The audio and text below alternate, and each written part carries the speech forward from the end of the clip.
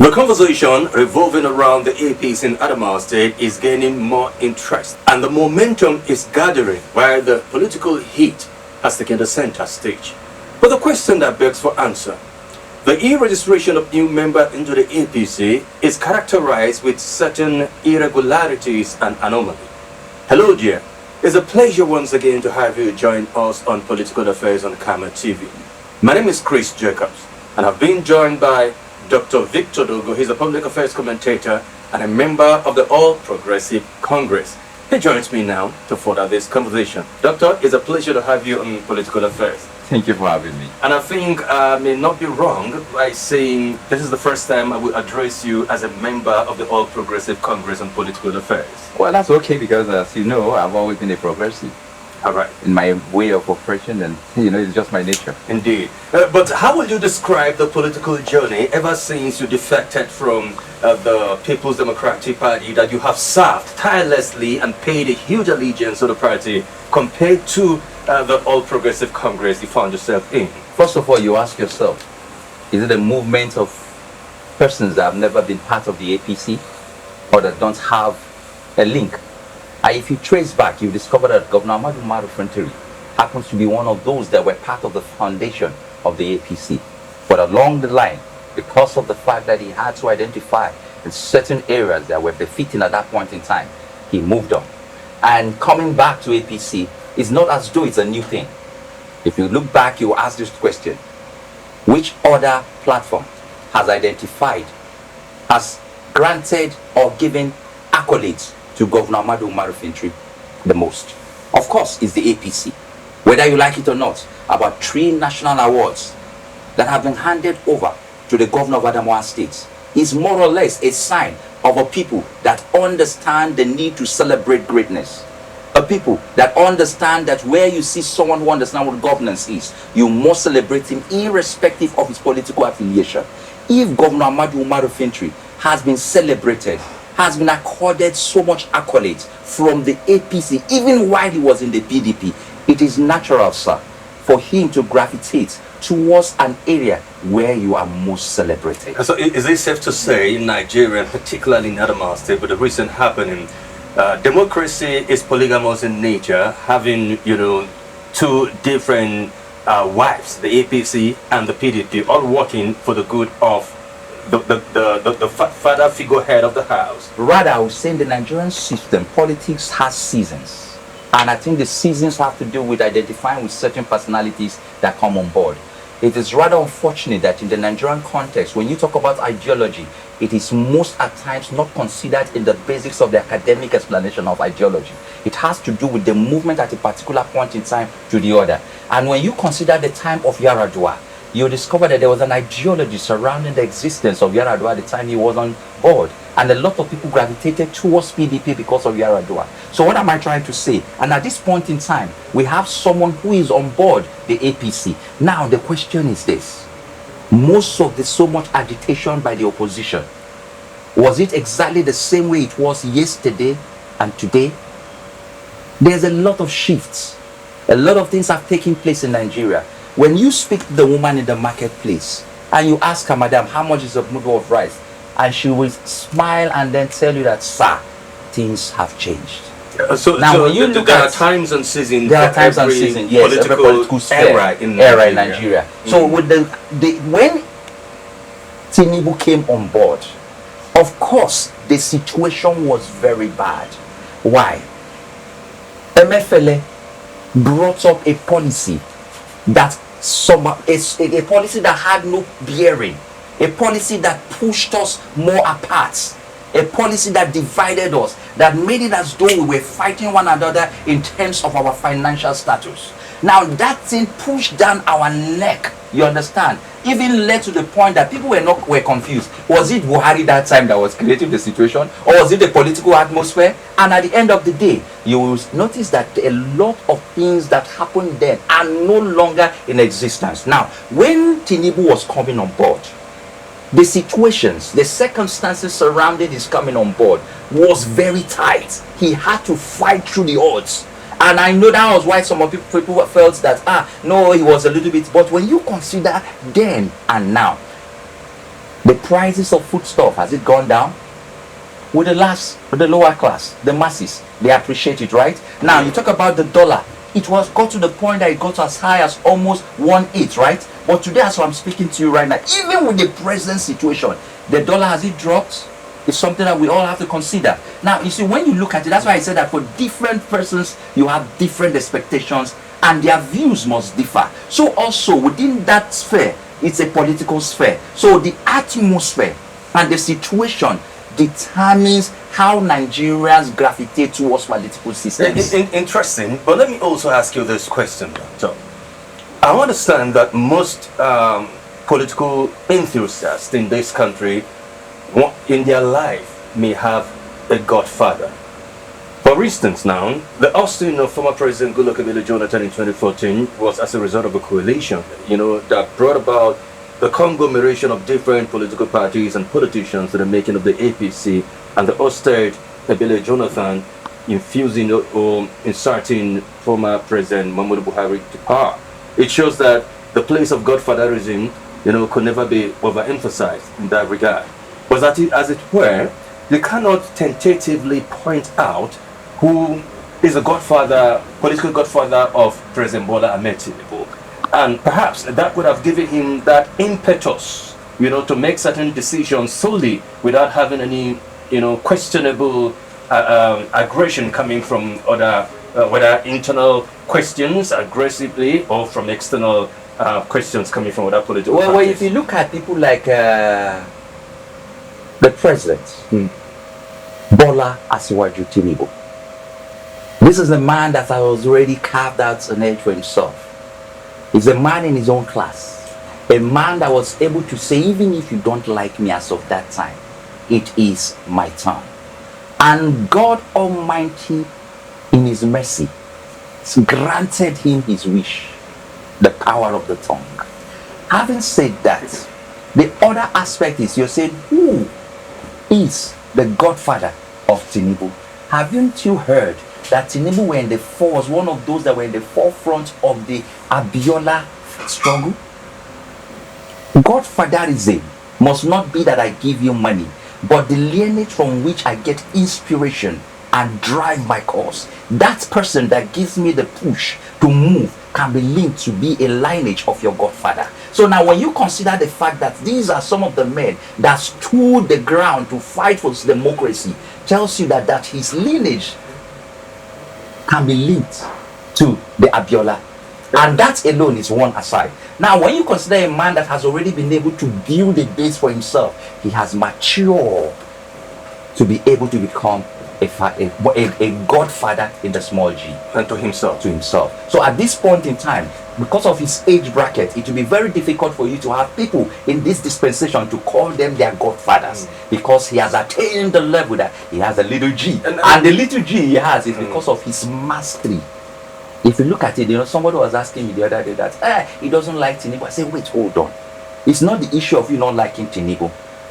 There are situations that are biting you. But are there efforts being put into trying to salvage the situation? Is it his fault that even the effort he's putting into salvaging the situation of Nigeria, that it is failing?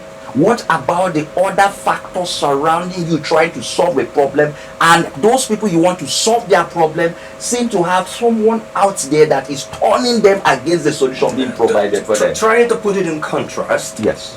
In the words of the late President Muhammadu Buhari, even though it was plagiarism, so I belong to everybody and I belong to nobody. And at the end of it, Nigeria realized that there was a cabal that controls the administration as at then. Now compare it to the administration of Bola Ahmed Tinubu. Right from the day he made a pronouncement, Omilokon, it is my turn. So he made sole decisions by himself, and that perhaps could have created this defection tsunami. Let me ask you, you ponder on this, because we're going to take a short break now. How would you describe the political and defection tsunami orchestrated by this one singular entity, Bola Ahmed Tinubu? But please hold on. We'll take a break and we'll return to talk some more. Alright, you're watching Political Affairs on Kama TV. We'll take a short break, and when we return, there'll be more on this conversation. And for those of you following the conversation on our Facebook page and YouTube page, you can as well send your comment, questions, suggestions to the comment section. Probably we'll get back to you in a short while. You join us again.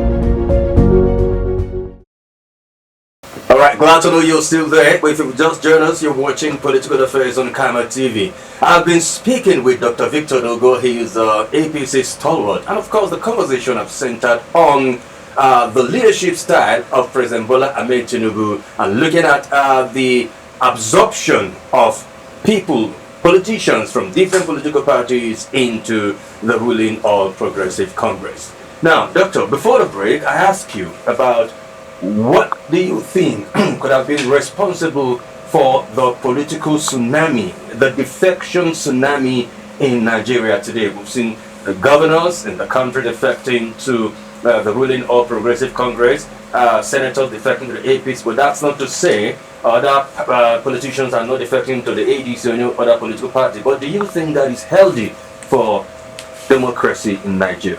But the question is this, sir. If you should ask Nigerians and other politicians, will they sit if they had the opportunity to bring in others into their political enclave, like just the same way President Bola Tinubu is doing? Will they sit alone and just allow it pass? No, they will do the same thing. So it's more or less a man that understands the game. You see, politics is not just the issue of you just sitting there and waiting for it to happen. You walk towards it. You aggravate towards those things that will give you the victory. You entice people in the positive manner, in a manner that will bring them into your fold. What does he use to entice? What is the bait, of this enticement? Is it the money he gave to the defectors? Because recently there's these allegations, allegedly, right, that about 500 billion, is going to be. See, don't go around, breeding such news that are just assumptions. Whether you like it or not, you should, if you're going out to get a wife, there are different approaches you have to apply. Your character, your swag, as they call it in the But the most important thing is this: you must win them at the end of the day, or else you will never have them. So it's the same thing in politics. You need to make sure you know what these persons need. You need to understand the different territory.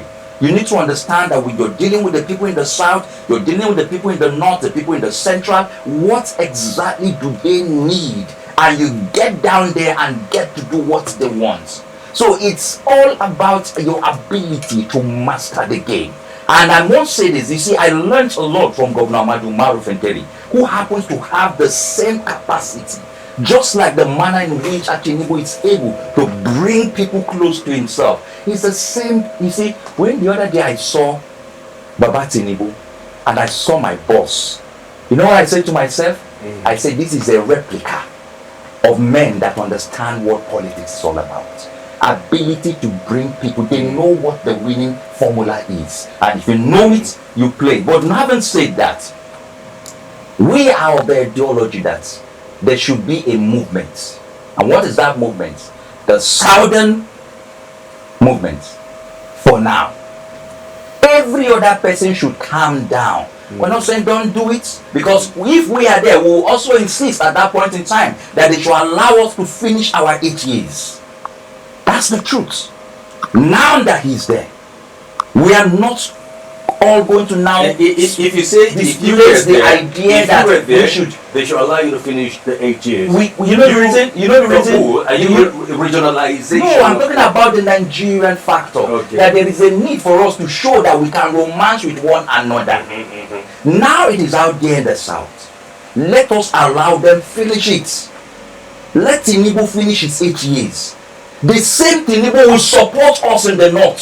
So there should be a national consensus. There should be an understanding. Most of the things that we've been doing in the legislative and most of the constituency is not embedded in the constitution. But those things that are parts of what the gentleman agreement has come to normalize amongst them. So it's the same thing in terms of the rotation. It is not a law that says that there must be a rotation, but it is an understanding of inclusion. They're trying to make the people to have a feeling that they are part of Nigeria. It's not right that we remain in one particular place at a point in time, but let's have a taste, let it shift. Now that it has moved there, we expect that Nigerians should understand that this man is an elderly man.